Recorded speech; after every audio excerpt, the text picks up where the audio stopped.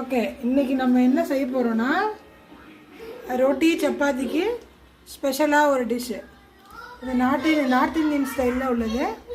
So இது வந்து நம்ம சவுத் இந்தியன் ஸ்டைலில் நம்மளால் வீட்டில் என்ன இருக்கோ அந்த பொருளை வச்சு இப்போ நம்ம செய்ய போகிறோம்.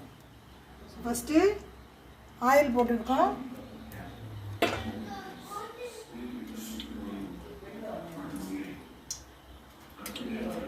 ஒரு 5 ஸ்பூனு ஆயில் போட்டாச்சு. அடுத்தது நம்ம எண்ணெயில் தேவையான இன்க்ரீடியன்ட்டுன்னு எண்ணெய் சூடாகிறதுக்குள்ளே குயிக்காக பார்த்துடலாம். ஃபஸ்ட்டு என்னென்ன போட போகிறோன்னா பட்டை, நம்ம அந்த வாசனை பொருட்கள்லாம் பட்டை, லவங்கம், ஏலக்காய், கடல்பாசி இதெல்லாம். அடுத்து நெக்ஸ்ட்டு என்ன போட போகிறோன்னா ஜீரகம். ஓகேவா? அடுத்தது ஆனியன், வெங்காயம், கேப்சிகம். அடுத்தது நெக்ஸ்ட்டு வந்து ஒரு சீக்ரெட்டான மசாலா. இதில் நம்ம என்னென்ன போட்டிருக்கோன்னா இஞ்சி, பூண்டு, சின்ன வெங்காயம், சோம்பு, மிளகு, ஜீரகம், பட்டை, கிராம்பு, புதினா, கொத்தமல்லி, தக்காளி இதெல்லாம் சேர்த்து ஒரு பேஸ்ட்டாக அரைச்சாச்சு. ஓகேவா? நெக்ஸ்ட்டு உருளைக்கிழங்க அவிச்சு வச்சுருக்கோம். இதுதான் இந்த டிஷ்ஷோட மெயின் இன்க்ரீடியன்ட், அதாவது உருளைக்கிழங்கு. நெக்ஸ்ட்டு வந்து சின்ன சின்ன அந்த வீட்டில் இருக்க பொருள் சொன்னேன் இல்லையா, அதே பீன்ஸு ப்ளஸ் கேரட்டு தனியாக வெந்துட்டுருக்கு. இப்போ நம்ம நெக்ஸ்ட்டு என்ன பண்ண போகிறோம்னு பார்த்துடலாம். நெக்ஸ்ட்டு ஒரு பட்டை, ரொம்ப வேணாம், சும்மா ஒரு 2 பட்டை. அடுத்து இப்போ ஸ்டவ்வை நல்லா ஆனில் வச்சுக்கலாம். பட்டை, கொஞ்சம் இந்த கடல்பாசி, அப்புறம் ஒரு 3-4 கிராம்பு. பிரிஞ்சில் வேணும்னா போட்டுக்கலாம், நான் போடலை. ஏலக்காய். அடுத்தது அடுப்பை சிம்மில் வச்சுட்டு ஜீரகம் போட்டுக்கணும். இதுதான் இதில் வித்தியாசமானது. ஜீரகம் போட்டுட்டு வெங்காயத்தை போட்டுக்கலாம்.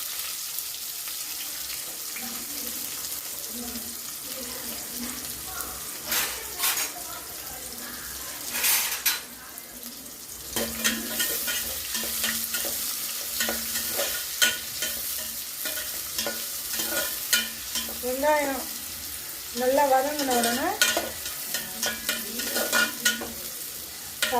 கொஞ்சம் வதங்கிட்டு இருக்கும்போது நம்ம இந்த கேப்சிகம் இருக்கு இல்லையா, அதையும் போட்டு அந்த எண்ணெயில் வதக்கணும். அப்போ தான் அந்த கேப்சிகமோட பச்சை வாடை போகும்.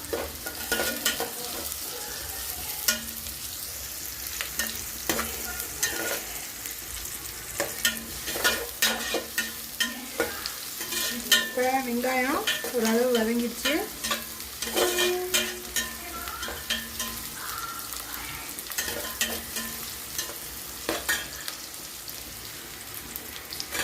அடுத்து இந்த கேப்சிகம் எடுத்து போட்டாச்சு.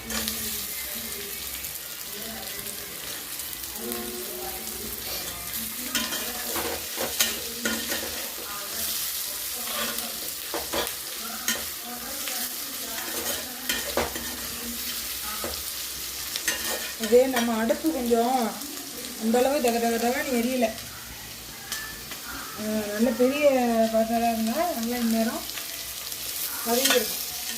ஏன்னா இட்லி பானை கொஞ்சம் பெருசு இல்லையா, அதனால்.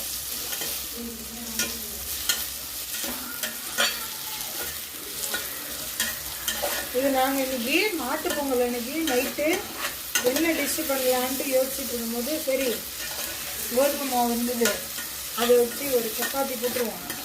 போட்டுட்டு சைடிஷ் என்ன பண்ணலான்னு யோசிச்சா, வீட்டில் காய் ஒன்றும் இல்லை. சரி ஏதாவது காய் வாங்கலான்னு வெளியில் போனால் கடை ஒன்றும் இல்லை. சரி கடையில் போய் பார்த்தா ஒரு ஜாமானும் இல்லை. சரி அவர் வச்சுருந்தது ஒன்றே உருளைக்கிழங்கு.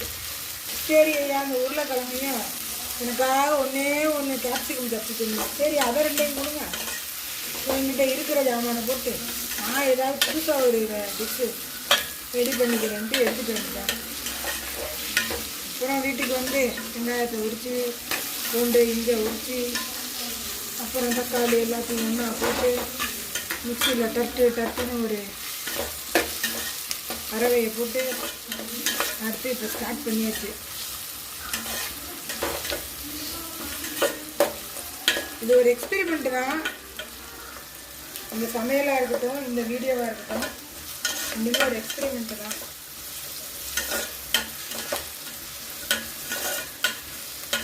எப்படி ரெஸ்பான்ஸ் இருக்குன்னு தெரியாது.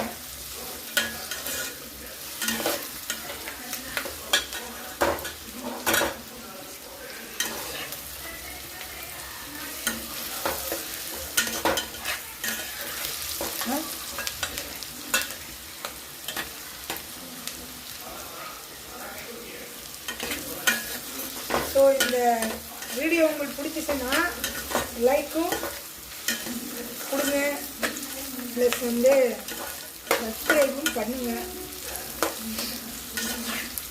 ஸோ ஒரு இன்ட்ரெஸ்டோடு இது ஆரம்பிச்சிருக்கோம். ஏதாவது புதுசாக வித்தியாசமாக உங்களுக்கு சில ஐடியாக்களும் கொடுத்து நமக்கு தெரிஞ்சதை ஷேர் பண்ணுறோம், அவ்வளோதான். ஸோ நெக்ஸ்ட்டு நம்ம இந்த அரைச்சி வச்சோம் இல்லையா அந்த மசாலா, அது அப்படியே நம்ம இந்த வெங்காயம் வதங்கினதில், வெங்காயம் கேப்சிகம் வதங்கினதில் போட்டுக்கலாம்.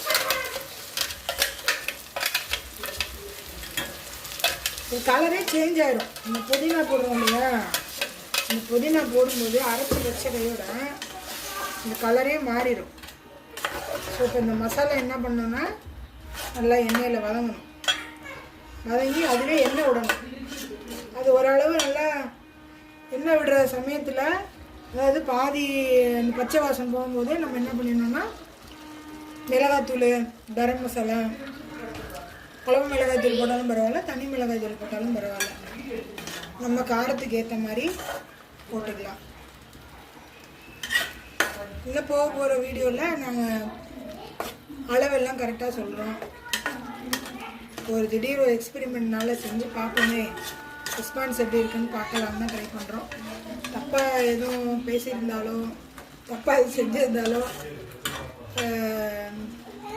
கொஞ்சம் தப்பாக எடுத்துக்காதீங்க. ஸோ இதுக்கப்புறமே திருத்திட்டு எதுவாக இருந்தாலும் சரி பண்ணலான்னு நினைக்கிறோம்.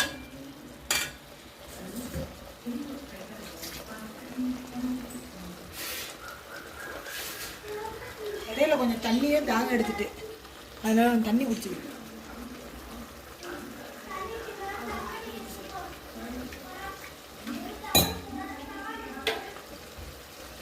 முன்னாடி வீடியோ எடுக்கிறது என்னோட சன் தான் எடுக்கிறாரு. அவருக்கு தண்ணி வேணுமான்னு கேட்டுக்கிறேன்.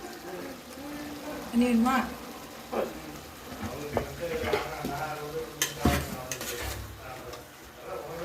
இப்போ என்னன்னா இது நல்லா வதங்குது, பச்சை வாசனை இப்போ தான் மெதுவாக போக ஆரம்பிக்குது.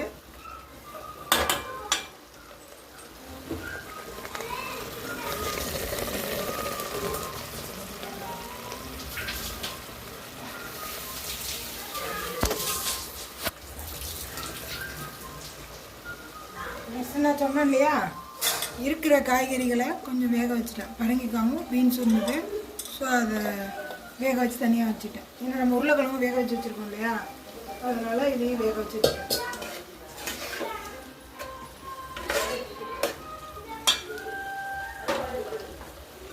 எண்ணெய் கம்மியாக இருக்க மாதிரி தெரிஞ்சதுன்னா இன்னும் ஒரு ஸ்பூனோ 2 ஸ்பூனோ எண்ணெய் விட்டுக்கோங்க.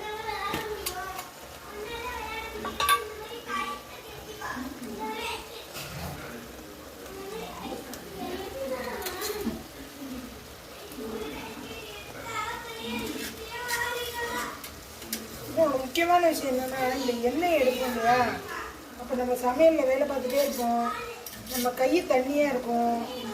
இந்த எண்ணெய் என்ன ஆயிடும்னா அந்த தண்ணி என்ன ஆயிடும்னா அந்த எண்ணெயில் பட்டு இன்னும் 2 ஸ்பூன் நான் ஊற்றிருக்கேன். அந்த எண்ணெயே பார்த்தீங்கன்னா பபுள்ஸாக இருக்கும் அந்த தண்ணியால்.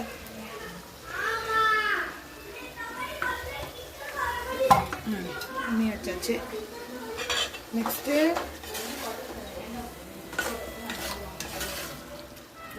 பொங்கலுக்காக நெய் காய்ச்சினோம். வெண்ணெய் வாங்கி வந்து அந்த நெய் என்னாச்சுன்னா உருக்கி கொஞ்ச நேரத்தில் பார்த்தீங்கன்னா அப்படியே எல்லாம் செட் ஆயிட்டு என்ன சொல்லுவோம், உறைஞ்சி போயிடுச்சு. என்னடா நம்ம நெய் வாங்கிட்டு வந்தோமா, என்ன செஞ்சோம், நெய் உருக்கணுமா, என்ன செஞ்சோம்னு யோசிக்கிறாங்க. ஓரளவுக்கு எண்ணெய் கக்குது. ஸோ இந்த சமயத்திலே நம்ம என்ன பண்ண போகிறோம்னா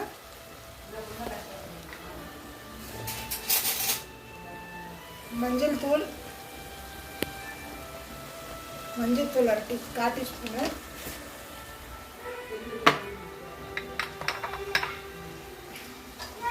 கரம் மசாலா ஒரு 3/4 டீஸ்பூன் போட்டுக்கலாம். 3/4 டீஸ்பூன் 1 டீஸ்பூன் கூட போட்டுக்கலாம் கரம் மசாலா. நம்ம என்ன பண்ண போகிறோம்னா குழம்பு மிளகாய்த்தூள் போட போகிறோம். என்ன பண்ண போகிறோம், குழம்பு மிளகாய்த்தூள் அது ஒரு 2லேருந்து 3 டீஸ்பூன் போட போகிறோம். ஓகேவா? ரொம்ப போட்டோம்னா உரப்பு அதிகமாகிடும். ஏன்னா நான் ஆல்ரெடி இஞ்சி பூண்டு மிளகு கரம் மசாலா எல்லாமே போட்டிருக்கோம். அதனால்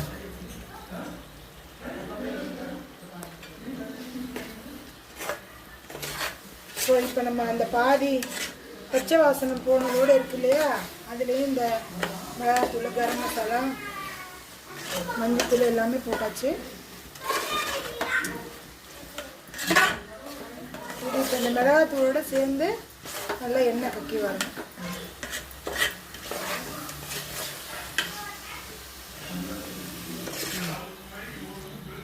இப்போ நம்ம ஓரளவு வதங்கினதுக்கப்புறம் இந்த எண்ணெயும் மசாலாவும் தனியாக பிரிய ஆரம்பிக்குது. தெரியுதா? எண்ணெயும் மசாலாவும் தனியாக பிரிய ஆரம்பிக்குது இல்லையா? எண்ணெயும் மசாலாவும் தனியாக பிரிய ஆரம்பிக்குது. இந்த பாருங்க, எண்ணெயும் மசாலாவும் தனியாக பிரிய ஆரம்பிக்குதா? இதுதான் நமக்கு இது எப்படியே 10 to 15 நிமிஷம் ஆகும். நல்லா அது எண்ணெய் கட்டின பிறகு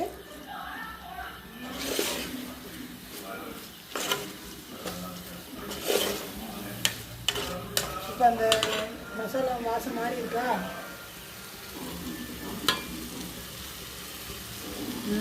பச்சை வாசம் மாறி இருக்கா?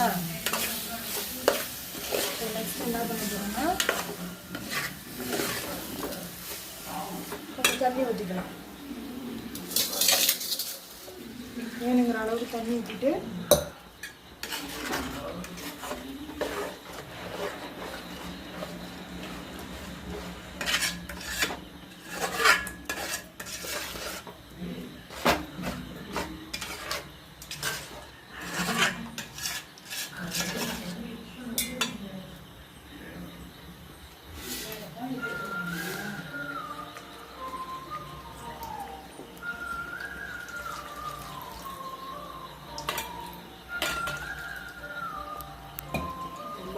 தேவையான அளவு தண்ணி ஊற்றிட்டு இந்த காய்கறி போட்டுக்கலாம். ரொம்ப தண்ணி ஊற்றக்கூடாது.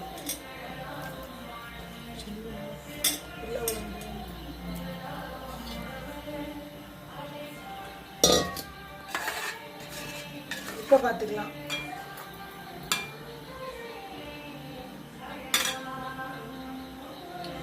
உப்பு போடவே இல்லை. ஆமாம், போடவே இல்லை. உப்பு போடாமல் சமைச்சிருக்கேன். ஃபஸ்ட்டு போடல தெரியாது அவ்வளோ. போட்டுக்கலாம்.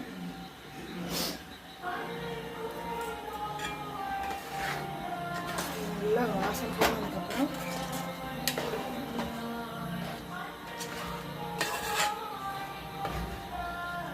ஃபோனில் வேறு கலர் தெரியுது, இதில் வேறு கலர் தெரியுது.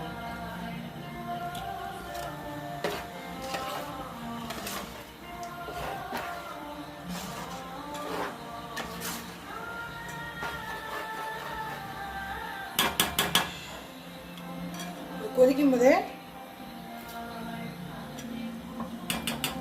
நல்லா மசாலா வாடை ஸ்மெல்லு போகட்டும். போனதுக்கப்புறம்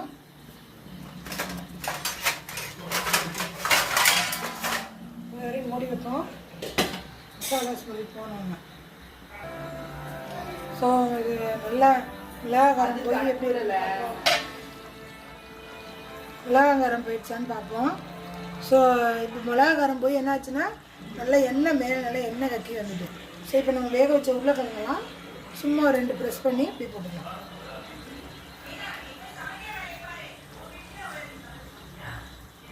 அப்படியே சைடில் ஒன்று சாப்பிட்றதா இருந்தாலும் சாப்பிட்லாம்.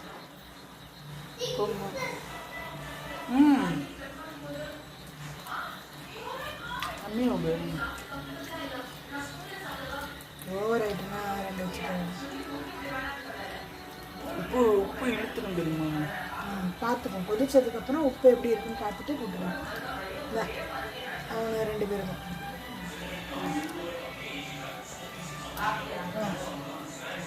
ஸோ இது என்னாச்சு, நம்மளோட கிரேவி உருளைக்கிழங்கு போட்டதுக்கப்புறம் நல்லா ஒரு கொதிக்கட்டும். நான் உருளைக்கிழங்கு ரொம்ப மசிச்சு போடல, ஏன்னா அதை அப்படியே எடுத்து சாப்பிடணும் இல்லையா, அதனால் ரொம்ப மசிச்சு போடணும். இந்த அளவு ஓகே தானே? ஸோ இது நல்லா கொதி வரட்டும். சிம்மில் போட்டுக்கலாம். ரொம்ப ஆனில் வச்சு இது பண்ணோம்னா சுண்டி போயிடும். ஸோ ஓரளவு மீடியம் ஃப்ளேமில் வச்சுட்டு கொதிக்க விட்டோம்னா நம்மளோட ஆலு சப்ஜி இல்லை மசாலா நார்த் இந்தியன் ஸ்டைலில், நார்த் இந்தியன் மசாலா வந்து சவுத் இந்தியன் ஸ்டைலில் செஞ்சாச்சு. டன்.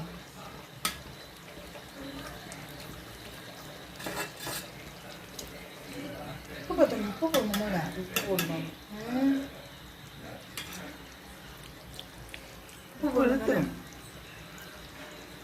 லைட்டாக போடுறேன். கல்லுப்பா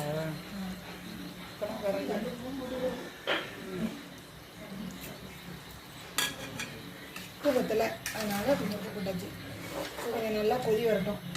இப்போ எதுக்கு அப்பாவை அனுப்பிச்சுட்றாங்க?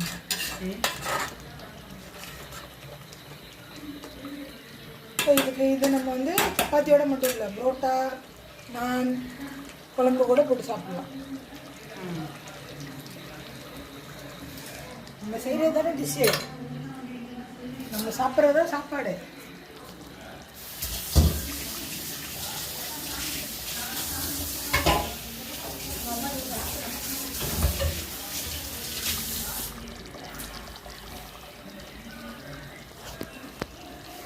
நெளிஞ்சிட்டா போயிருங்க. ஆமாண்ணே, அது நான் கம்பெனியில் இருக்கும்போது இந்த சாரணி வந்து நான் கம்பெனியில் இருக்கும்போது பக்கெட் பிரியாணி வாங்கி சாப்பிட்டோம். அப்போ அந்த பக்கெட்டில் இருந்த பிரியாணியை எடுத்து போடுறதுக்காக அந்த கடையில் கொடுத்த கேரண்டி. இதை நான் என்ன பண்ணேன், கல்யாணத்துக்கு அப்புறமும் என்னோடய சீதனம் மாதிரி ஹாஸ்டல்லேருந்து எடுத்துகிட்டு வந்து என் வீட்டில் யூஸ் பண்ணிட்டேன். அதுவும் பாவம் எத்தனை நாளைக்கு தான் உடைக்கும். இது பாருங்கள், அதுவே 2ஆக உடஞ்சிட்டு பாவம் ரொம்ப அடிபட்டு போச்சு. என் பையனுக்கு வாசனை நல்லா அடிக்குதான், சாப்பிடணும் போலே இருக்கான்.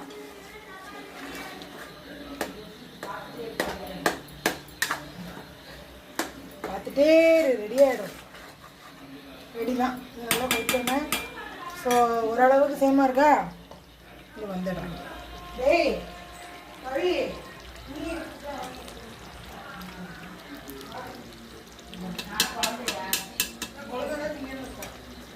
என்னாச்சு, உங்களுக்கு எந்த அளவுக்கு ஓகேன்னு தோணுதோ இது பண்ணிக்கலாம். நெக்ஸ்ட்டு சைட் பை சைடு நம்ம என்ன பண்ணலான்னா இதை தூக்கி சிம்மில் போட்டுட்டு நெக்ஸ்ட்டு நம்ம சப்பாத்தி போட ஸ்டார்ட் பண்ணிக்கலாம். அது சிம்லேயே கிடக்கட்டும்.